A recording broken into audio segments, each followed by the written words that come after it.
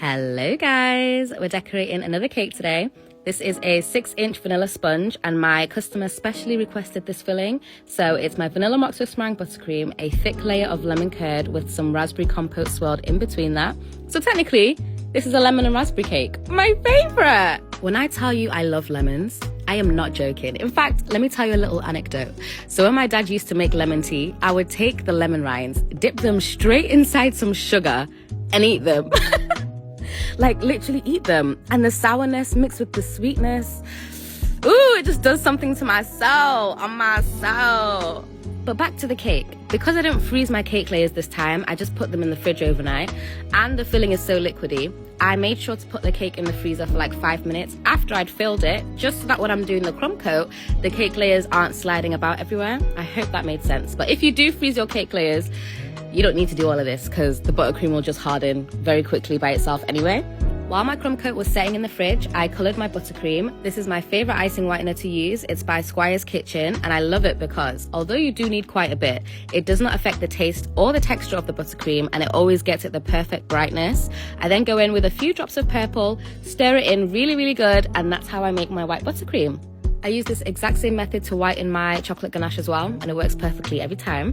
But now let's talk about the cake design. My customer sent me this image as inspiration. So a very simple cake with some pearls, some dried flowers, and some palette knife design work on the side. So because it was such a simple design, I decided to do this on live the day the cake was being collected. Was that smart? I don't know. I got the cake done in time though, don't worry. But here I'm using my large offset spatula, starting from the bottom, going upwards just to create that texture. I then remove any excess buttercream and do the exact same thing on the top, starting from the middle, working my way outwards. I just find it easier that way. And then while the buttercream is still wet, throw on your sprinkles. But now it's time for the piping, and I'm so glad I was on live doing this because initially I was going to use a 1M piping tip and everyone on live was like, no, that's too big, use the 21.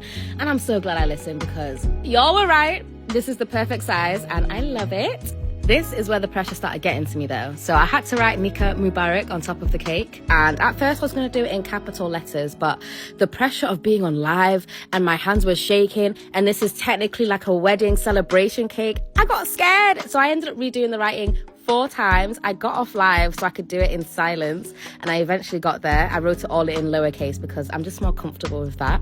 After the hard bit was out of the way, the rest of the cake was super simple. It was literally just adding on all of the dried florals that I bought. So I got these all from Amazon, and I do have the exact same ones linked in my Amazon must-haves in the decor section. But yeah, at this point I was back on live because the pressure of the writing was no longer looming over my head until someone said, Jane, wasn't the writing supposed to be in pink?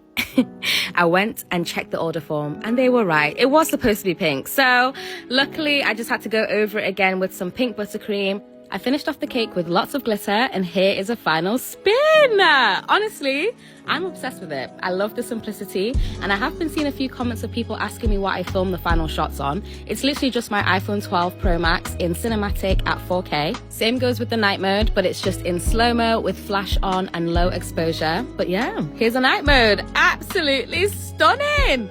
I was thinking of coming out with another ebook which focuses on filming and editing. So let me know if you guys would be interested in that. But I'll see you in the next one. Bye, cuties.